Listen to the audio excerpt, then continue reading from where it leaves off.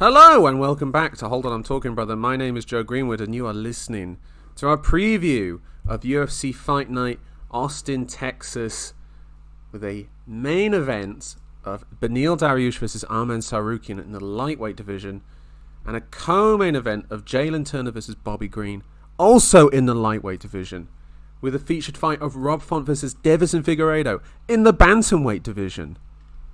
And with another main card fight of Sean Brady versus Kelvin Gastelum in the welterweight division. My word, Tom, the UFC have spoilt us with a card of actual quality on a fight night. And all we need is an audience. Tom, give me your feelings on this card right now. I love it, Joe. I love it so much that I made a special effort to be here with you today, such as the caliber of these fights. I'll tell you right now, Joe. Next week doesn't look so promising. This is the one right here.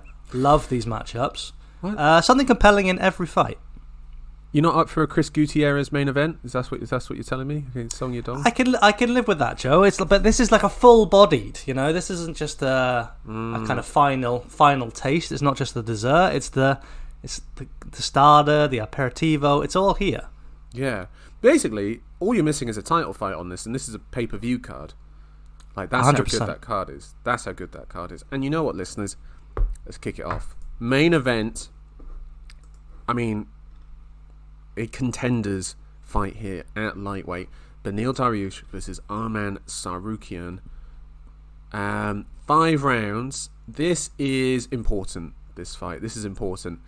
One fighter on the up, and one fighter maybe on the down. We do not know yet what state Beneil Darisuh is in after his fight with Charles Oliveira earlier this year, but we know he's facing Arman Tsarukyan, an oncoming force, the only name out of that sort of like 5 or so that everyone talked about that has actually kind of stuck with it and maintained that run. Remember Guram Kutsaladze? Do you remember him? Do you remember Damir Ismagulov?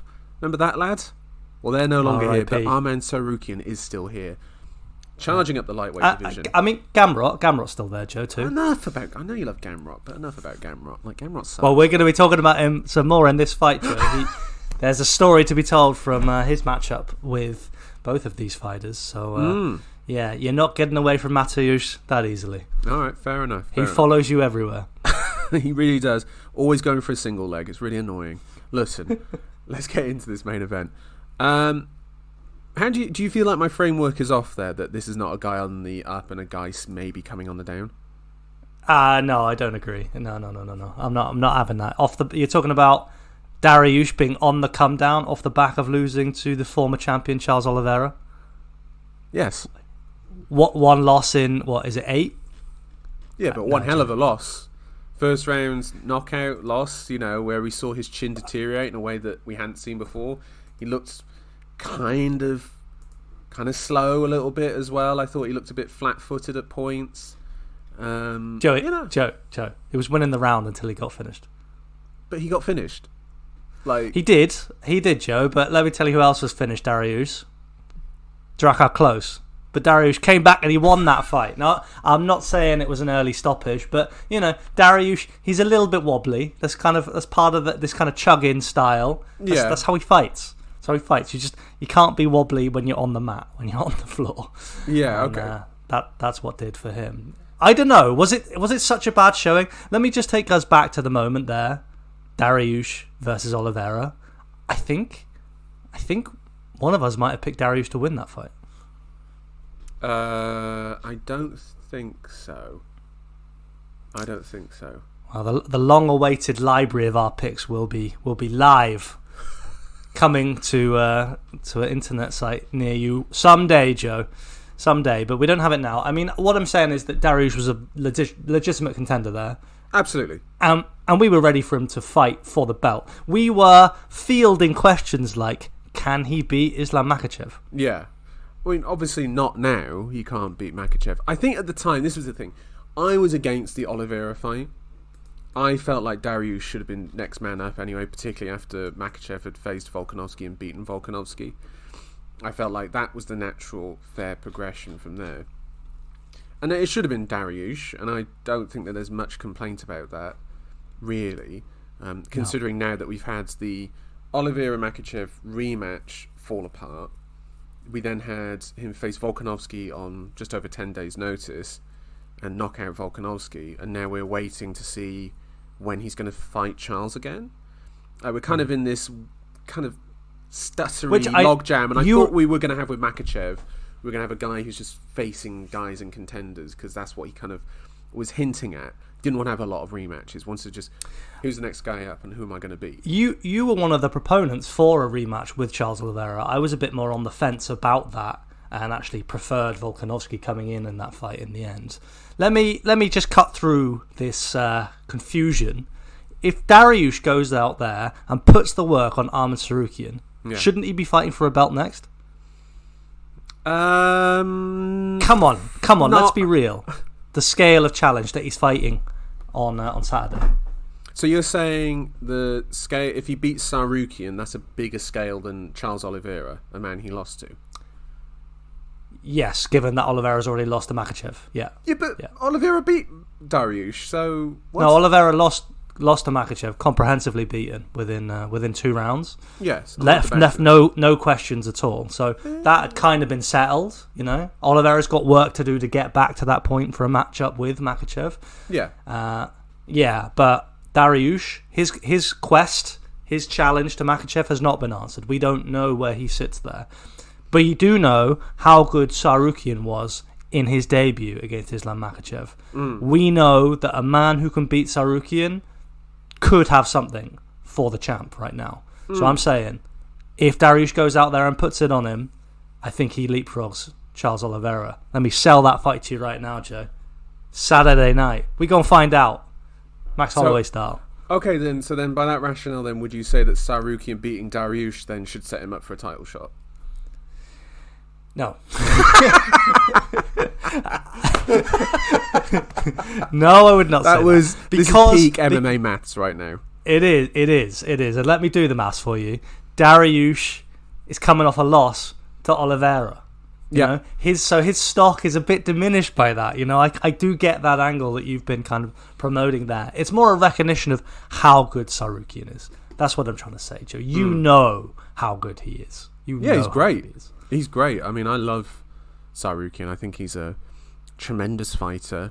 I think, you know, we can go into his offensive skills in a moment, but it's his defensive skills that really impress me. Like, his takedown defense is, I mean, lights out brilliant. His balance is incredible. His balance on one leg is just... who is as good as that in the lightweight division as Arman Tsarukyan? Like, Tsarukyan is just...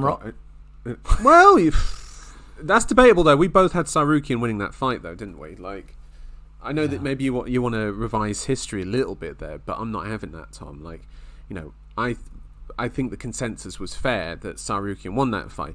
I'm not angry that Gamrot won. Very close. Very, very close. Very close. But I'm not angry that Gamrot won. I just don't think, you know...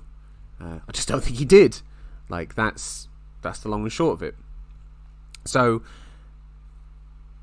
what am I trying to say here? Yes, anyway, his lights out sort of defensive grappling. I wonder actually how much of that is going to be on display here. Like, do you think Dariush is going to get into like an ego battle, I can take you down wrestling match with this guy? Or do you think he's just going to want to keep it standing and Tsarukyan's the one that needs to take it down? Yeah, I think Tsarukyan will go into this fight trying to lead the dance. And I think Dariush will be very comfortable to fighting in the same way he did against Gamrot, i.e. that he's looking there to nullify the opponent's game, which he did with Gamrot. Basically, he could sprawl with him. You know, he could nullify his wrestling offense and reduce it to a straight up kind of stand up fight. And that's where Dariush, you know, uncomfortable it can be to look at sometimes, but he can hurt you, Joe. He's got those big clubbing hands. He's prepared to eat a shot, to land his own. And I think that he will fit the mold of Tsarukyan in that way. And with that win over Gamrot behind him, which was a great showing, we can talk about that for a while. But, you know, we were very excited about Dariush coming off of that fight. where he just nullified that wrestling offense of Mateusz Gamrot, a man who rolled with Tsarukyan for 5 rounds. Yeah, he had the cardio to go for that level of wrestling for 25 minutes, and then really Dariush kind of sapped him of any will and energy by the 3rd round. I mean, it was... Well, because his constant offense was just nullified, beaten down again and again. Dariush was just too strong for him, too smart. He outmuscled him. He outmuscled him in that fight. Like, he couldn't get to many takedowns. I think he took Dariush down once, but my main image of that fight is whenever Gamrot was in on a single, it was Dariush just pummeling underhooks every single time, breaking his hands, so that Gamrot never really got his hands together for takedowns. He never couldn't really chain anything together. Gamrot, when he's wrestling and he takes you down, it's not necessarily the first shot that gets you. Wrestling. It's the chain. Yeah. It's the you're in the washing machine sort of cycle, speeding up. Can you hang on? And Dariush didn't even let him get past the first level, whereas Tsarukyan went with him with each grappling exchange, which may actually ended up being the reason why he lost that fight. Because he got lost in that element of the fight, Yeah. First 2 rounds, that was something that he got tangled up in quite a bit. I may have lost scoring opportunities there. I mean, I gave him those early rounds, and it was more later on that I gave Gamrot the later rounds, if I remember correctly. But still, regardless, it did feel like Tsarukyan was occupied by that mentally and tactically going into the later half of that fight. So let's explore it then here, Joe, in this fight. Let's say that it takes the terms that I'm describing to you in, that Tsarukyan presses forward into Dariush. What does that look like? Does that mean Tsarukyan is able to kind of work into grappling positions, threaten takedowns, and has that bit more power where Gamrot doesn't? Or do we see a fight where Tsarukyan's ready to meet Dariush on the feet and they kind of trade? What happens there? Well, this is the interesting point here, because Tsarukyan, for the most part, fights orthodox. He's an orthodox fighter. And whenever he comes up against a southpaw, you've got that open side kick. And that open side kick, he does the opposite of what most fighters do, Tom, which we can agree on, which is break down the body and then they go up high afterwards. So they get you down pushing to like block the body kick, and then they'll come up top with the head kick. It's the classic move. Valentina Shevchenko versus Jessica Ai, that's the knockout you think of for that. Tsarukyan, on the other hand, he goes the other way. He just throws head kicks straight off the bat, because the chances of his leg being caught from there is quite slim. And then once he's got your hands going up, he then goes to the body from there, because then it reduces the chances of you catching his kicks and then getting into wrestling exchanges, because he wants to instigate the wrestling exchanges. He doesn't want you to be in control of it, of getting that first step onto him. Tsarukyan, when you do get that takedown onto him, it is, I'll go back to the fence, I'm going to restart from there, and then I'll go for a trip from there, so that then I start the next chain. He always wants to be at the start of chains. Like, he wants to chain the takedowns together as well, like Gamrot. So that's why he tends to avoid the body kick early. He'll go with the high kick. And then if he's fighting an orthodox fighter, he'll just sort of like flick up the lead leg, the left leg, sort of high kick as well. Again, straight to the head, goes to the head first, then to the body afterwards. Again, it's sort of a move that's kind of a bit more bamboozling, because as you probably agree, like, it is the other way around for most fighters. They sort of they want to sap your energy first. Yeah. Whereas Tsarukyan is of the mindset of like, if I get you going like there, I can get cleaner shots to the body and I can actually sap more of your energy from there. If he misses those kicks as well, this is a quite common one. He dropped Gamrot with this, is the spinning back fist. He'll throw a spinning back fist. Steps through into the spinning back fist after the kick. Yeah. Exactly. So he tends to like flow from movement to movement into attacking positions in wrestling and in striking. Whereas Dariush is more single shot, and then he'll throw something behind it. So he'll throw, for example, a rear leg body kick, step through from southpaw to orthodox, and then a right hand will come behind it. That will be a Dariush combination as he starts to get moving through the fight. So it'll be more picking single shots, and then over time accumulate extra shots behind it. Great breakdown there, Joe. Yeah, that's does present some interesting potential matchups, but then I'm also thinking, like, let's say that they end up after one of these exchanges in a grappling situation. I think something we should highlight here about Dariush is his top game.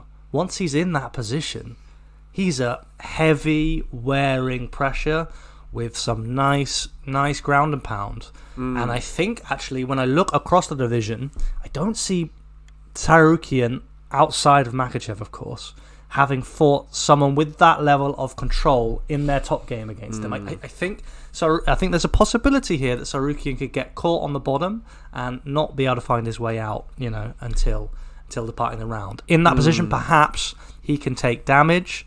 His gas tank, can be worn down a bit. What I'm trying to get here, leading on from what you were saying about the striking matchups, is I don't think Tsarukyan has the freedom to throw with that reckless abandon where you're throwing the head kick and coming into a spinning back fist, knowing that you're going to be able to sprawl with the guy and you're going to out-wrestle them and get back to your feet or get into a dominant position on the mat. I think Dariush can take good positions from there that Tsarukyan might not be able to reverse. The best counter that Dariush has to that actually is the fact that he's very heavy on his front leg. Like he's very heavy on that front leg, and he sort of like leans almost over it a little bit, so that when you do throw a kick, that even if it's a head kick, he might be past the point of the head kick, if that makes sense. So like what you want is for the head kick is you want it to be the shin, don't you? And you want the foot to sort of wrap around there. The way Dariush stands, and he's leaning forward always, and he's always on that front leg, so that if you do go for a takedown, he's already sort of ahead of you. But also if you throw a head kick as well, he'll be ahead of you as well. So really what Tsarukyan would have to do for that, if he is going to throw the head kick, is actually to take a step backwards before he can then throw it. He can't step forward into the head kick. I mean, of course, when you mention that stance, you start to think about, okay, the low kick, the low kick, and then, what about uppercuts coming through the middle? What about Muay Thai clinches? What other weapons could be out there? It's an intriguing matchup. Now, I know, Joe, that you're picking Arman Tsarukyan. I know that. All right? Now, come out and tell us the truth. Why can't you see Dariush winning this fight? There's a problem that I have with Dariush that I have in that last fight, and actually in a couple of his fights, is that, alright, mostly in the last one, I did think he was a bit slow and plodding, and I thought that there was an issue there of like, has he literally just aged out in like the last 6 months from that Gamrot fight to this Oliveira one? And that was an issue for me. And also couldn't it be the nerves, Joe? Just to jump in on you there, couldn't it be like, I noticed it as well. I think he's Go on. Well, he seemed a little bit plodding, like you say, slow. He's breathing heavy, even in the first round. There is an element of that which is his style. Yeah, he does chug along. That is his way. But yeah, I think it's too soon to have a drop off like that. This is the biggest night of his career, against Charles Oliveira, and finally people are backing Dariush, saying he could actually do it. He's not just the underdog. Could it be the nerves got to him? Or is it, that decline that you're describing? Maybe. He may have been injured going into the fight as well. That might have hindered his mobility. I mean, the nerves thing, the thing that slightly pushes me against that is that he seems like such a simpleton that I don't think he has the idea of what nerves are. You know what I mean? You know what I'm talking about. Remember that video from The Embedded when he had his heavily pregnant wife and he was just like sat in a chair and she was like stood next to him and he was just watching fights? He was watching a main event or something. Do you remember that video? I've seen a few clips of him, which, he's endearing, Joe. Endearing. He's endearing. I mean, I watched an interview with him and Luke Thomas where like he was breaking down Oliveira Makhachev 2 and the build up to that. And like his fight IQ is brilliant. Like he's got really good insight into the game. There's some guys where like to hear them talk about the fight game is like paint drying, but Dariush is a good one. Adrian Yanez is another good one to listen to as well.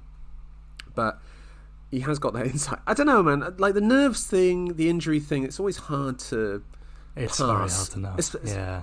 So I don't really But know. we do know, Joe, we have off nights, Sometimes you're just not feeling it. And this is what often separates, simple laymen from the stars, from the people who really go on to make it, is that kind of consistency and ability to get through that. But, sometimes you're just not feeling it. Like I've been in our predictions game the last few times. So something's been off. That's 5 or 6 here, Tom, now. You are... It's a desert out there for you at the moment. Joe, I picked Tsarukyan as well. I picked Tsarukyan. Yeah, I picked By the way, I haven't even made my official pick yet, but go on. It's written all over your face, all right? It's the tone of your voice, the dismissiveness of Beneil, the hatred that lies down within you. Oh, man. I know, it's because I'm a communist and I hate Beneil for his messages. You hate America, Joe. That is your problem. Well, that is true. I do hate America. Oh, shit. I probably shouldn't say that. It might stop me from getting a visa one day there. But anyway, yeah, I mean... I am picking Tsarukyan. Like, who am I kidding here? Of course I'm going to pick the young buck. I'm picking the young man to overpower Dariush. And I do think that. And also, I mean, there's part of me that even thinks I'd pick Tsarukyan to beat Oliveira. I do think that I do worry about Oliveira going into a Makhachev rematch because I think that he has had a lot of wear and tear on that run to the title when he won the title as well. There's a part of me that thinks that maybe Oliveira's on the come down as well a bit here. Joe, you always jump on me for this. You always jump on me for this. I like to get in there early for this guy's washed, okay? I like that, all right? I'm saying it. Dariush, washed. Yeah. Oliveira, washed. Conor McGregor, washed. I'm on it. I'll certainly let you have that last one. Yeah, I mean, you said something there which I just have to come in on. And then we can move on to our next fight. I'm picking Tsarukyan to beat Oliveira if that matchup happens. That's not a controversial hot take. Wait, you're picking Tsarukyan? I'm picking Tsarukyan to beat Oliveira. Joe, Tsarukyan, let's not play games. He's so good. He's so damn good. He's really good. He's 9 out of 10 everywhere. Yeah. And he might even be getting better. I mean, the hands could do with a bit of work, but yeah. But he doesn't need them. He doesn't need them hands, Joe, but he's got them. He doesn't need them. Do you know what fight he doesn't? Khabib, most dominant we've ever seen, had terrible hands. That's true. Don't need them, and then he just marched through Gaethje and whooped his ass. Yeah. Got completely exposed, just walked straight through him. So look, Tsarukyan is the best or the second best in this division. All right. The only question for Tsarukyan is Makhachev. That's an exciting fight. It's coming. Sorry, Beneil. I'm sorry. It's a tale of what could have been, brother. Do you know what fight I'm thinking about now as we talk about this? Is Tsarukyan versus Yoel Alvarez. Oh my lord! That was a god. Where are you, Yoel? Well, I think about you sometimes in the night, but lordy lord, he was committing some serious crimes against that man. I actually watched that fight before coming on here, right. And what struck me was in the commentary. It was like, these are two upcoming prospects, and it's quite realistic that both of these guys will go on and push on and go on to light up the division. Joe Alvarez, where are you, son? I know he has been back. He came back with a win, but he basically got deleted from the map after that Tsarukyan win. That was a whooping. I don't expect the same kind of punishment for Dariush. I've gone for a Tsarukyan. I can see a knockout. Honestly, I can see some. I can see Dariush banging with him and getting clapped. I can see it. Right. But I have gone for a decision for Arman. I think also Dariush, I do worry about him with the leaning. Most of his defense is hands and the lean, so that he doesn't go too far out of range. That's how he got knocked out. That was like a long shot that just clipped and tapped him on the chin after the head kick in the Oliveira fight. That was actually what put him down on the mat. He was just stepping straight back. Oof. Yeah, not good. Not good. Now, Tom, tell you what is good. The co-main event of this card, Jailin Turner versus Bobby King Green. Jailin Turner stepping in on a couple weeks' notice to replace Dan Hooker. Great chance here for Turner to get back on track after his last fight, which was against Dan Hooker. He lost earlier this year. Against Bobby Green, who has just beaten Grant Dawson, about 6-7 weeks ago, in a main event in which he knocked him out in, 20 seconds? It was beautiful. Amazing. By the way, that was another name that we can just scratch off the lightweight contender list, Grant Dawson with the chin of an 80-year-old woman. Get out of here. You ain't not making it. I remember when I did my preview for that, and I put the video of him versus Mark Madsen, and like Mark Madsen drops Grant Dawson like immediately, like he just barrels through him, and like Dawson like ends up on his ass, and it's like, yeah, of course Bobby Green's got a chance. It's just whether he could actually execute it. Apparently, he's got one-shot power when it comes to Grant Dawson. I'm not expecting that against Jailin Turner though, because I think Turner is quite a bit more durable, and I'm expecting Turner to. Could be one way, like, you know, Turner wins the first, Green wins the third, who wins the second? Because Turner has had some cardio issues in the past. Well, yeah, that's really my big question in this matchup. Jailin Turner comes in as reasonable favourite here. And when I think Jailin Turner versus Bobby Green, I think, yeah, you know, that's a problem for Green to overcome that distance. That is a problem with his fighting style. However, I also think Jailin Turner coming in on 10 days' notice, the biggest lightweight out there, yeah, who's had cardio issues in his last fight, you know, big questions there. Bobby Green's not a man who gets put out early, typically, you know. So what does Jailin Turner look like in the later rounds? I think probably not good. And I think that's where the intrigue comes in this fight. I think both coming, you know, with full preparation, no injuries, I would definitely be leaning towards Turner because of the problems he poses for Green.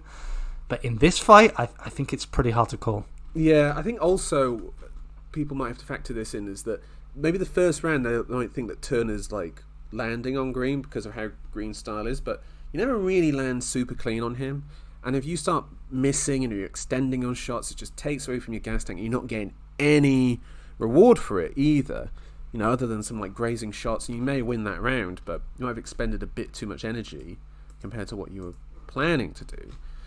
You know, we're not going to see anything new from Bobby Green here. He's not going to like become a wrestler. He's going to bait Jailin Turner into a striking matchup and ramp up the output over time, like we saw in that Fiziev fight. That's a great example of a guy who, you know, has had cardio issues in the past. And Bobby Green took over in that third round and whooped Fiziev. Like, he worked him badly in that third round. You could see the same thing in this fight. You could see that exact same structure of Turner round one, round two there's the switch of like, all right, who's taking this? And then round three, Green just puts the pace on him and starts to walk him down, you know, starts jabbing into the body, starts into the gut.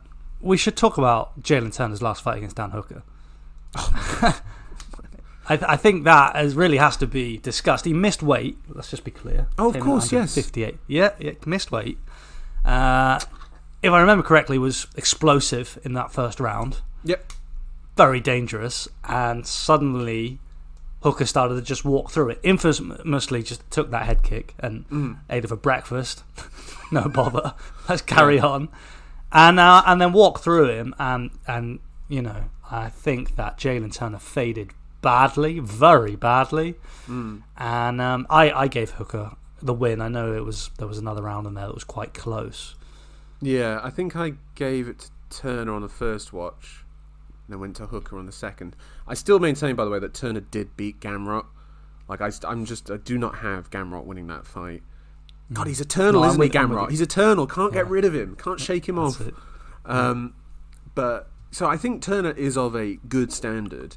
And if Bobby Green can beat him by taking a decision victory, that's quite the feather in his cap and will bump him back up the rankings, whether you like it or not.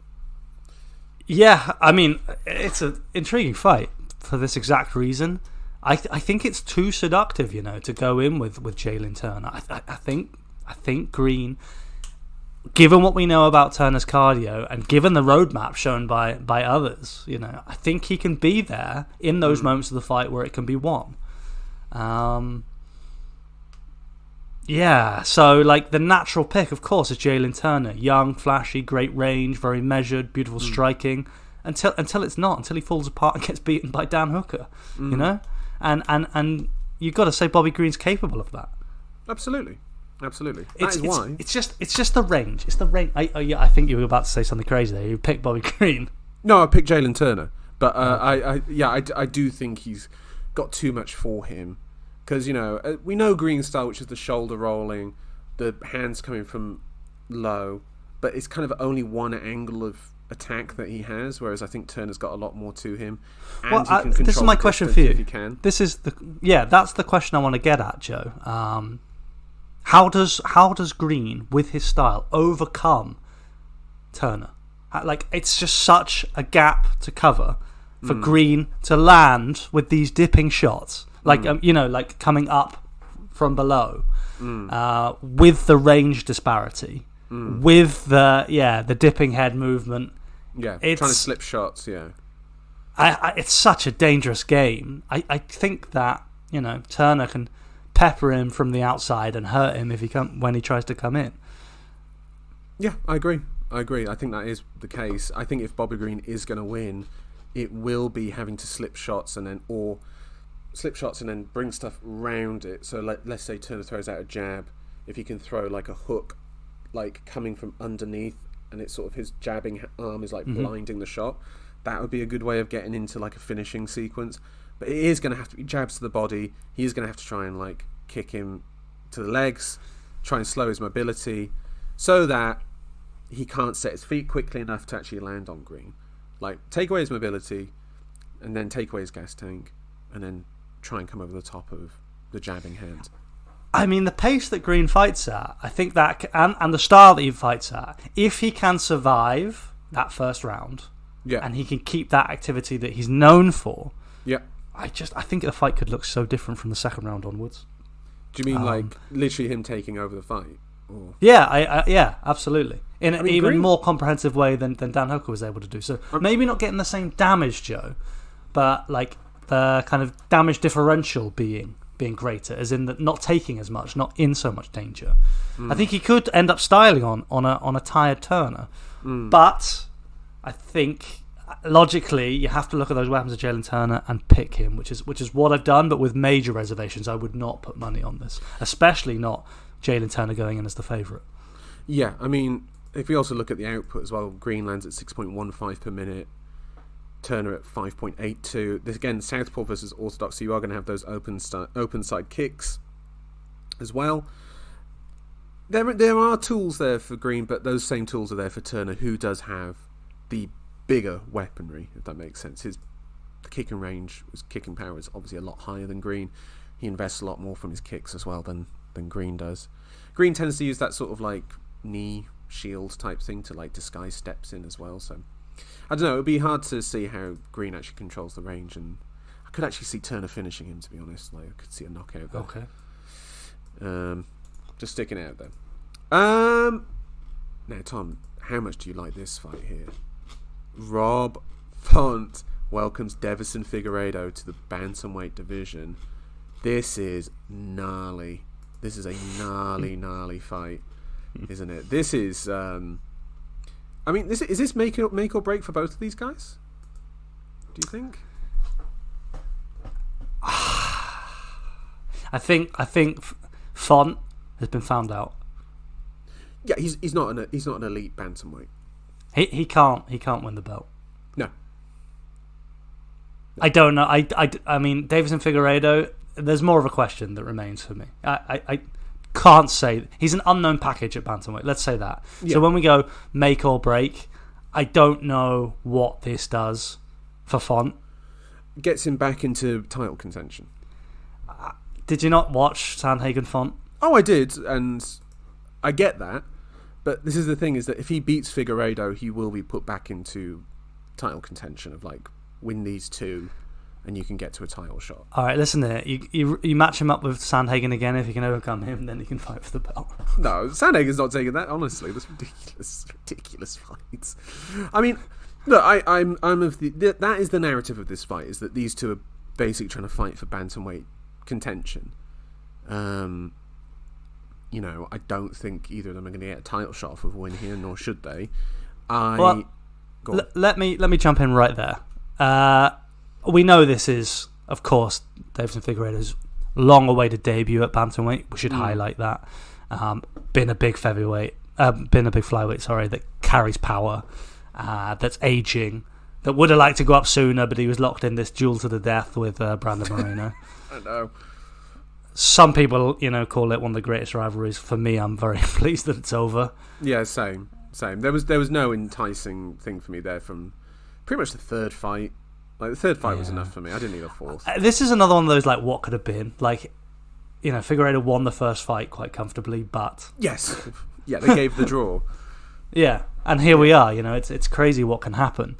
How lives can change, on these very small margins. But finally we get Figueiredo up at bantamweight, where we want to see him. It is interesting.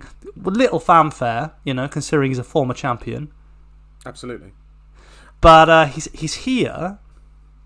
And if we're going to slip him into the rankings right now, Joe, where does he fall? 7? Yeah. Well, Rob Font is 8, so... Nailed it. Perfect. Yeah, that's Who the right kind 7? of space. So, Song Yadong. Yeah. I tend to agree. I've also got him probably maybe a bit ahead of Marlon Vera, who's sitting at 6th. And then ahead of those... You've got Petr Yan, Cody Sanhagen, Henry Cejudo, Dvalishvili, and for now Aljamain also. Hold on, why is Cejudo ranked? Maybe he's going to come back and fight Dvalishvili one day. That would be phenomenal if that does happen. But yeah. So I agree.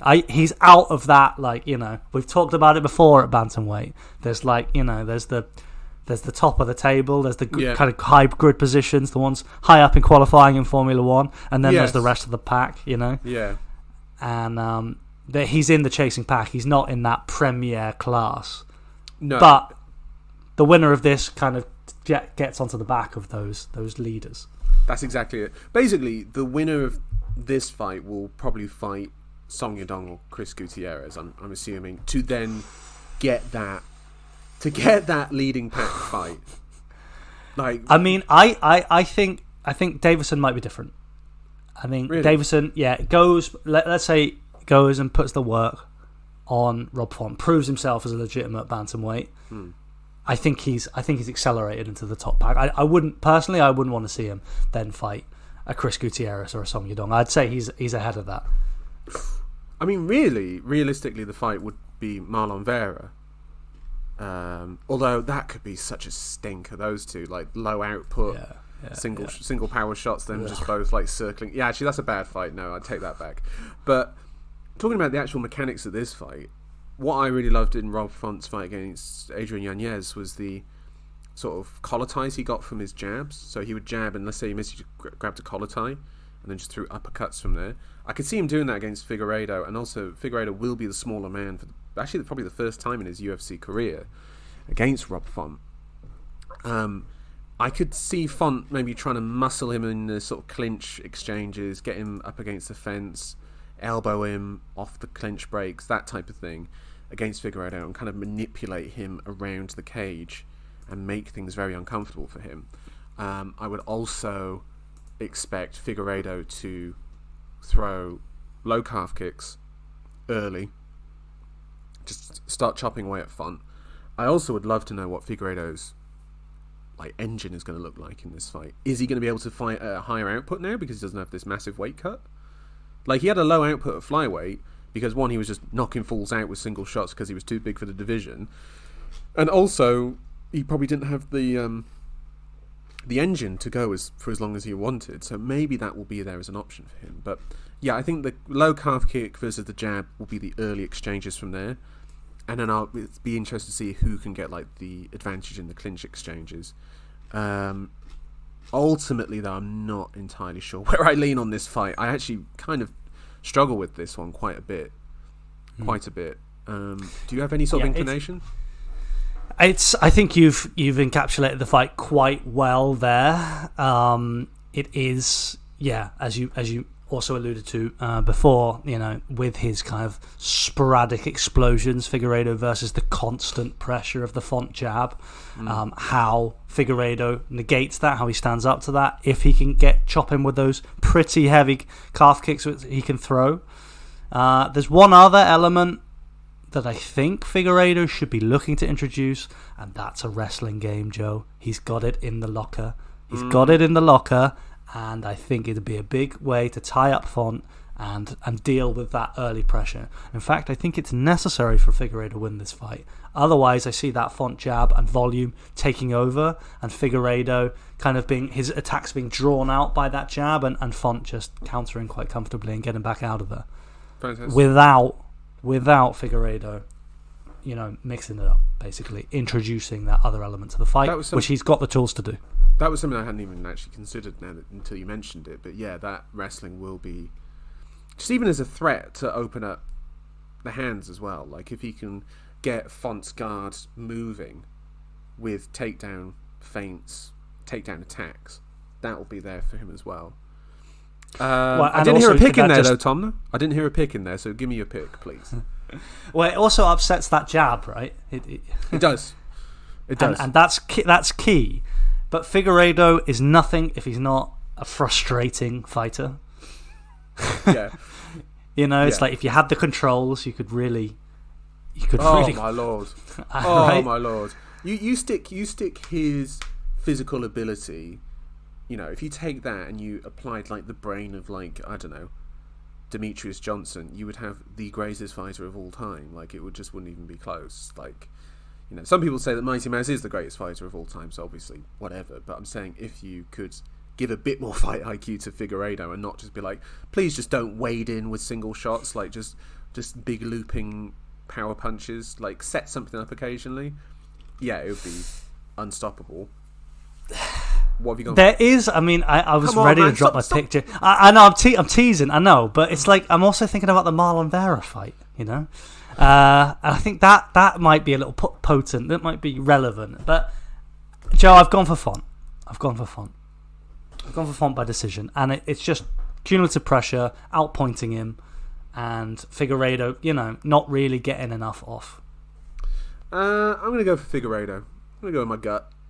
I'll go with the Figueiredo decision win, and then he'll fight Marlon Vera once he loses to O'Malley, and then we'll have the worst main event of 2024. Right, now this fight coming up now, Sean Brady versus Kelvin Gastelum.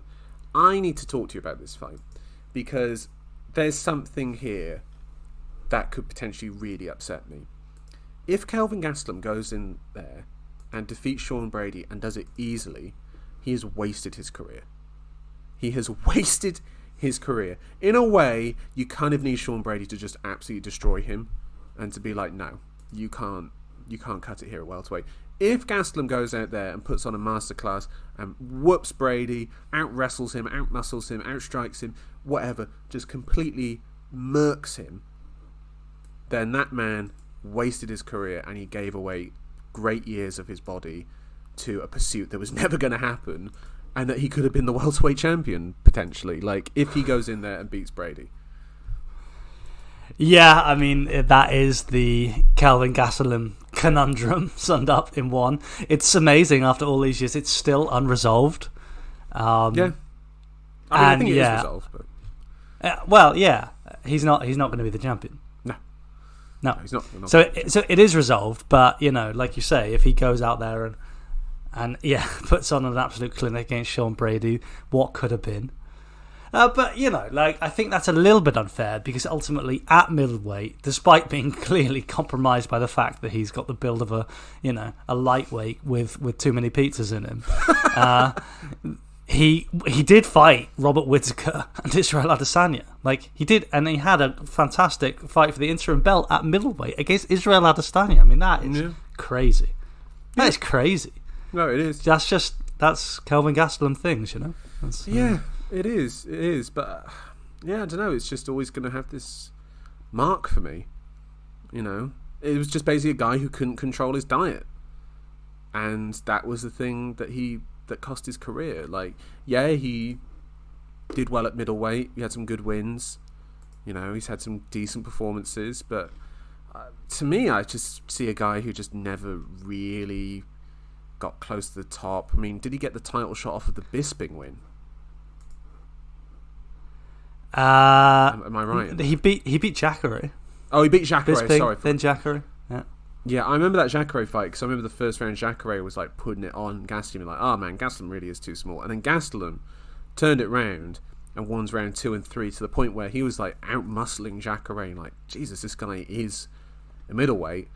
And then when he did eventually fight Adesanya and Whittaker and Darren Till and Jack Hermanson, and who else did he lose to up there? Did he fight Vettori? I feel like that was a fight that has happened at some stage. Nope, no Vettori loss in there. I'm just looking over his record, Joe. The names on his record, not as wins, but just people he's fought. He's fought everybody. Yeah, the RDA vortex, isn't it? It's unbelievable. He's only 32. He's fought Tyron Woodley, lost a split decision there. Gastelum missed weight.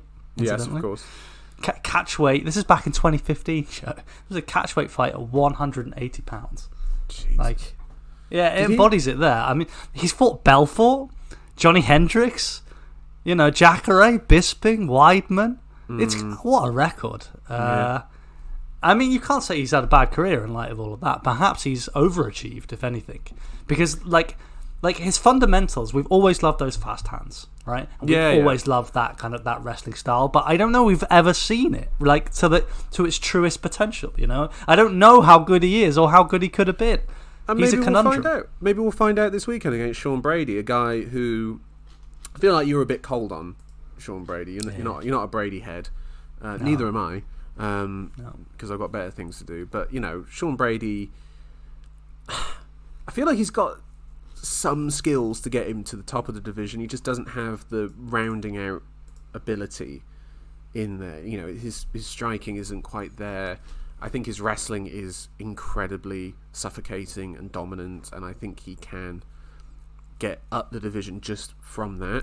But I always think that it's his mind goes, right, I'm striking now, so I'm going to do striking stuff. All right, now I want to wrestle, so now I'm going to start doing wrestling stuff. It's like he doesn't have the blending motions to sort of get him from one stage to the other.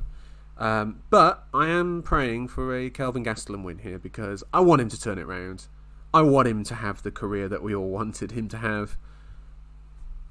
He's a character. Well, I think he's had it, Joe. Like I think he has had an amazing career. Look who he's been in there with. He's fought for belts. He's fought former champions in multiple kind of franchises. He's fought in the UFC, but he's fought Belfort. He's fought Bisping. I mean, that's unbelievable. I definitely want Kelvin to win because I'm not a fan of Sean Brady. I don't know what fight I can point to and say, "Oh, I'm excited to see another." I just... You didn't like his fight with Chiesa when those two fought? Yeah, obviously that's the one to point to. I wouldn't say Chiesa's a man who he's not a massive draw for me. I like the guy and all, but it's more fun if Kelvin can get it done here. There's a question mark over Brady as well, obviously getting knocked out by Belal Muhammad, like probably the greatest cross on your career in modern MMA. Oh my god, the stain of being knocked out by Belal Muhammad. I mean, let me just be clear with you, Joe. That is Belal's first knockout in 1, 2, 3, 4, 5, 6, 7, 8, 9, 10, 11, 12, 13, 14. One knockout in 15 fights, and it's you, Sean Brady. I mean, Lord, that's a bad look. Not great. And this is his first time coming back after that. Where is he at? He should beat Kelvin Gastelum. He should, but he won't. Okay, that's what I'm saying. Right, let's look at the rest of this card. Anything that stands out for you that you particularly like on this the rest of this card? No, you're not into it. I'm shaking my head. Not compared to those the prime billing of the card. I'm intrigued by the fact that Miesha Tate is on the prelims of this fight card because I had no idea she was still fighting.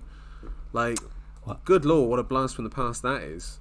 Miesha Tate. Did you know Gastelum fought Miesha Tate back 3 years ago, 10 years ago, 12 years ago? I'm riffing on the fact that Gastelum's been everywhere. Tate should have retired. She's 37. She's looked very bad. I don't know. Julia Avila. Okay, and no comment on that fight. I won't be. Just a bit of a weird one. Just a weird name to see standing out there. It's like, Clay Guida's fighting just after her, and I'm like, kind of pair those two together, even though they're different eras. But like, they do feel of a one of being the past of MMA. And obviously, me and you are more about the future. Hence why we're picking Kelvin Gastelum to beat Sean Brady. Speaking of the future, let's talk about two future matchups that have been made, or teased, I should say, Tom. It's the classic thing. Dana's got some alt-right podcast in his matchmaking room, and they've shown a bit of the board without people realising. And what do we see there? Kevin Holland versus Michael Venom Page for January. Tom, does that move you? Yeah. I like that. Yeah, that sounds very, very fun. Yeah. Do you know what that reminds me of? Go on. Dan Hooker versus Michael Chandler. Come on in, mate. Knock this merc out. Knock this fool out, and we'll get you somewhere. It'd be quite something to come and do that to Kevin Holland, because he's obviously established himself as something of a force to be reckoned with. Yeah, so is that official? MVP, he's not gone over to PFL with the rest of the Bellator franchise? Like, do we know where that is? I believe his contract ran out before that had happened. So he was kind of just not really doing anything. And I think he does have the option to go to the PFL if he wants to. But, yeah, I don't know. I think it's not official yet, but it was only like what was on the board there. So I don't know if that is the case, that Kevin Holland is fighting Michael Venom Page. I've got to say that's a pretty good pickup. I like that, and they can make some interesting fights for him there. I think the top of the welterweight division is going to be a bit of an issue for Michael Page. I've seen him have stinkers in Bellator, and to be honest, his best performances are against guys he should be knocking out, and then he proceeds to then knock out. But, you know, him against someone like Kevin Holland, that'd be great to see those two go at it. Michael Venom Page should come into the UFC, fight 3 times, lose 3 times, and I think he could have a great run. Do you know what I mean? Like, if he fights the right guys, if he fights Wonderboy, Kevin Holland, and Luke, like, I'd be like, yeah, that was dope. Like, that was dope. Don't care that he lost, but that was dope. Don't know if you feel similar or you want to push back on that. No, I won't be pushing back. No. It's intriguing. I've got a hinted matchup here, Joe. This is live, apparently leaked on the Full Send podcast. That's what I was referencing, yeah. Sandhagen Nurmagomedov. That was the next thing I was going to bring up, yeah. Not having it. You having it? Yeah, I mean, Sandhagen said he wants him. He's ready for him. Credit to that man. Intriguing fight. Who is calling out Nurmagomedov? Like, it seems crazy, yeah. But obviously Sandhagen's been put in that position. Like, he's deserving. He's there. He's not getting it. Yeah. You know? Beating Nurmagomedov. There is leapfrogging him, even though Sandhagen, beat him 50-45, yeah. Yeah, he did. I think, again, that's an interesting one of, like, he seemed a bit annoyed that the Vera O'Malley fight was happening in March, and so it's just like, alright, so that's messed up the timeline, I've got to have to fight again. And so they've gone back to this Nurmagomedov fight. If he beats Nurmagomedov, that's title fight worthy for you? The fact he fought way down the rankings? And the fact he's beaten Font and Vera so comprehensively? I mean, my only problem with it, Joe, is that maybe Nurmagomedov can beat Divashvili. Like, anyone who might beat Divashvili, we need to fast track them to that, because there's nothing that keeps me up more at night than the prospect of him losing. So, yeah, that's my only question. If Sandhagen, if he did beat Nurmagomedov, then the Divashvili question is still unanswered, Joe. Somebody solve this problem. That's a good point. That is a very good point. Tom, we're going to wrap this up here with one last topic. It's a 2-word topic, and we're just going to dive into it from there. It just says Ian Garry. Let's go. Remember Wags? Remember Wags 2006 World Cup? Wags? Remember all that? Well, apparently Ian Garry has got a wag. Yeah, it's been very weird, this story. I don't know if we should really catch our listeners up on this, but it came out that Ian Garry's wife wrote a book about how to be a wag, so as in how to attract a young sportsman to you and then marry him. She said that it was a satire that she wrote at the time. Okay, I could maybe see that argument. In that context of that big wag phenomenon and her covering for some, ladies' magazine, tongue in cheek. Sure, I get that, but then you proceed to then marry a sports star who is a young prospect. Come up. It's very odd. It's a very odd relationship. We've talked about it before. Everyone else seems to be catching up with us, and to the point where they're lambasting them. To the point where I actually am going to be Team Ian Garry on this now, because I don't want to be on the side of these losers, of Dylan Dennis, of these MMA reaction channels, people going like, if I had a girlfriend or if I had a wife, damn, what a loser. You don't have a girlfriend or a wife and you're in your 30s. Loser. That's what I'm saying to you, mate. Anyway, listeners, please don't unsubscribe. I'm sorry for offending you, but so the listener base has departed in that one comment there. The boys, lads, come back. The boys. Look, I don't know, man. I just find it a bit weird now that it's a bit of a witch hunt. It's a bit of a witch hunt, and yes. People can make their own choices. It is a strange dynamic, 40 to 25, taking the name. I mean, she's been there. She's been like there's clips of her, and covering for football and the World Cup with Neymar and all of that. She's been on the scene a long time. When he was a mere schoolboy, if that. And it's going to invite questions. He must have known that that's what was coming, Yeah, he must. I don't think it's. I heard the word succubus used to describe her, which made me laugh. I've got to say, but I don't think that's the case. Ian Garry is a fully grown man, and he knows what he's about. It's all building onto this Ian Garry hate train, though, and he will be fighting Vicente Luque. Which, by the way, can I bring this up? That's on the same card as Covington Edwards. Someone get Covington a copy of that book, because that press conference, oh my days, that is going to be must-see TV. I mean, it'll be unwatchable, but it will be something that you have to see.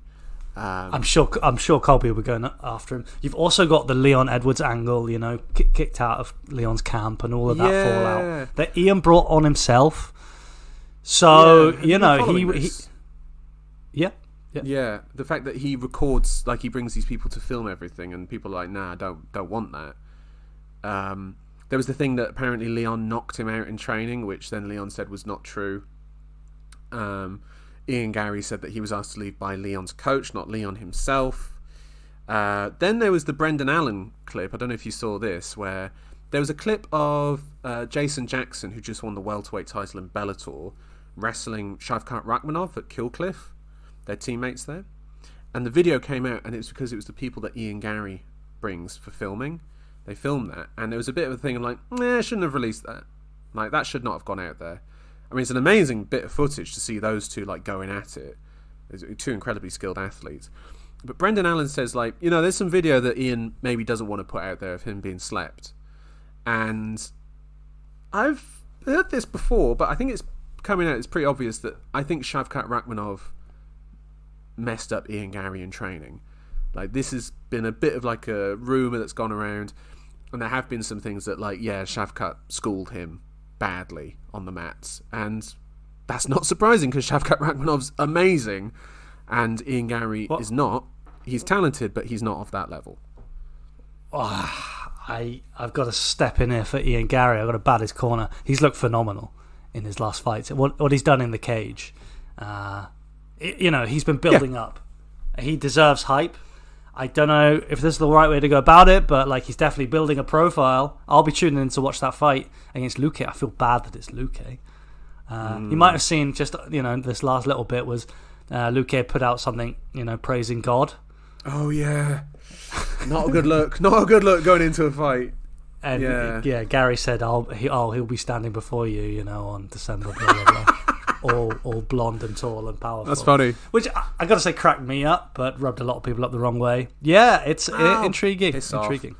People this is a classic thing. MMA has a lot of people go people are too sensitive, blah blah blah, and then Ian Garry posts that comment, which is obviously a wind up. And they go how dare you? That is the most offensive thing I've ever seen on behalf of Vicente Luque. And it's people are such hypocrites here. Stop having to go at people for being sensitive and then being sensitive yourself. Just admit we're all sensitive to something, yeah? Dickheads. Anyway, Right, Joe. Thank you for coming on this evening. sorry, yeah, I didn't want to go into culture war stuff there at the end, but we did. Anyway, Tom, thank you. Listeners, thank you. You can like, subscribe, leave a comment. We will get back to you. Send us an email, hollandbrother69@gmail.com. If you send us enough emails, Tom will come back next week for a review episode of this card. I'm trying to pressure him already, but he seems to not be willing to do that. Listeners, thank you. And we'll be back soon to probably review this card and then to preview Edwards Covington. Oh my lord, I cannot wait for that one. UFC 296 to round off the year. Final pay-per-view of the year. That's going to be a banger. Tom, thank you. Thanks, everybody. See you. See you later. Bye-bye.